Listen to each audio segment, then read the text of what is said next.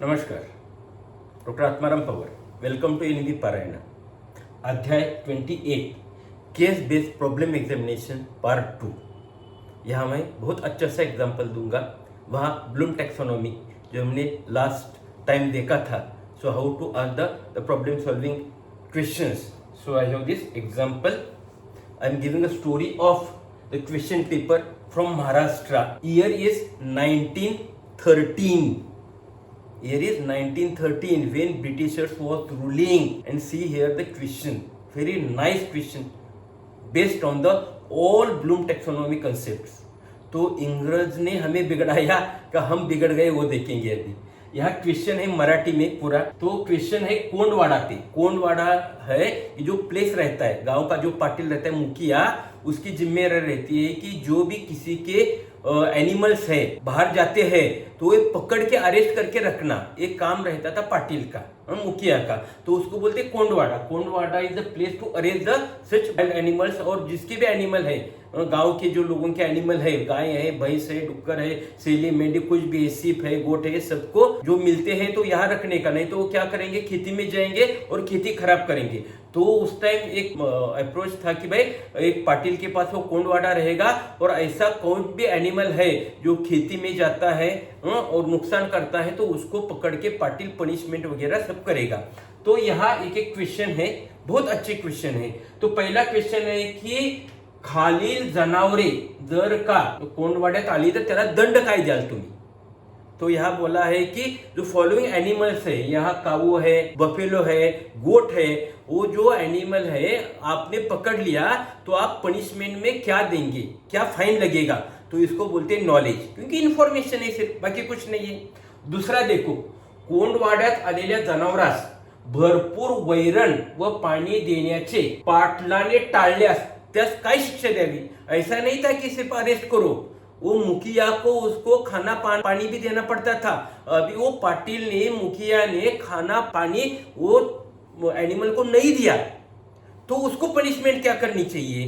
तो आता है यहाँ कॉम्प्रिहेंशन। अभी कंडीशन बन गई को क्या क्या करना है, कैसा है, क्योंकि इंफॉर्मेशन है तो अभी इधर लिखना पड़ेगा मुझे। कॉम्प्रिहेंशन है, कोंडवाड्यात आलेल्या रेड्याचा मालक रेडा परत घेण्यास नाकारतो, त्यामुळं त्या रेड्याची विक्री केली तर विक्री त्या पैशाचे काय करणार।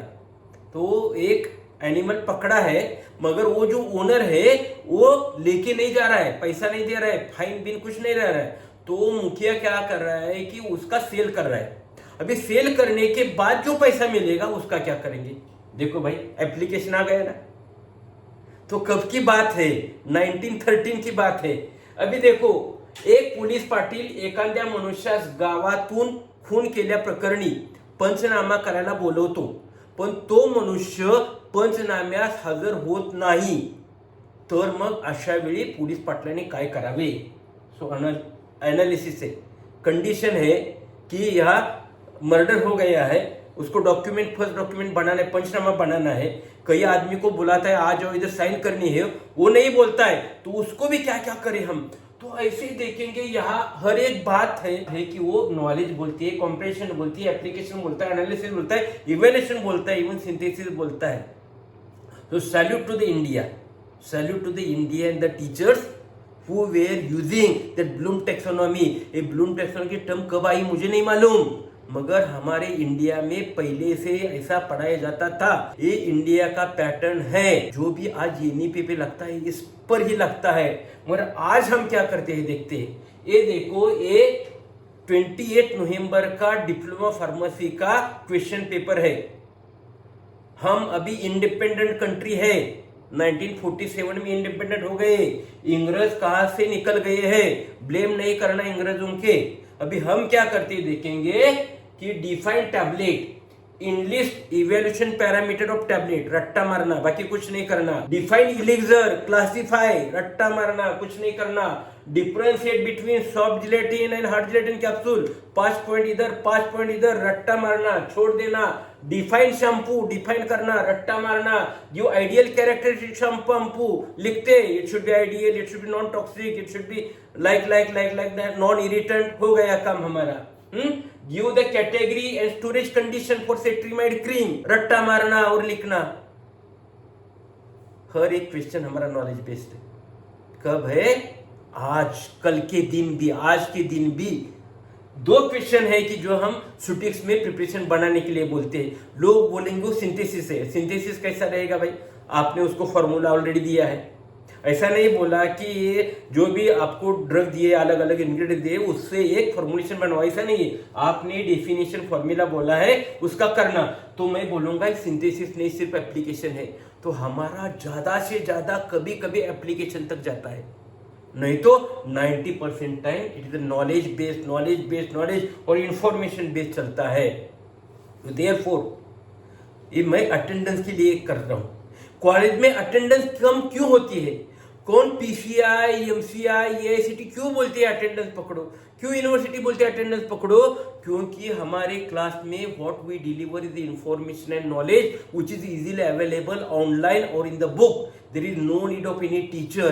But if we teach in a case-based way, and if we ask them on the case-based and problem-solving type, that student has to come in the class and attend the class. So यहाँ attend क्यों करेगा? Because attention is more important than the attendance. So today's word we have the attendance system. Make a attention system, and attention is possible if we have the conceptual case-based teaching learning and case-based problem-solving examination.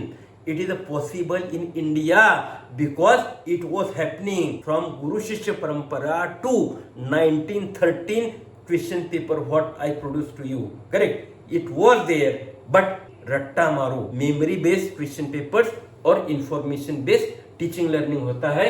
तो देखेंगे घैसा sir क्या बोलते हैं। जो मेरा 25th episode हो गया, तो Ghaisa sir is a pharmacologist in my college only. Congratulation sir for this 25th अध्याय। यहाँ है नितिन देव, ये फार्मासिस्ट है पुणे की, वो बोलते हैं रोपमोहत्य अध्याय हो गया आपका, कि कांग्रेचुलेशन। यहाँ है कोल्हापुर के विनय ठाकुर जो है, उनकी इंडस्ट्री है, उनको भी बहुत अच्छा लगता है हमेशा। He said you have taken immense effort to simplify the understanding of NEP and other relevant issues. Sure, your efforts will get recognized. धन्यवाद।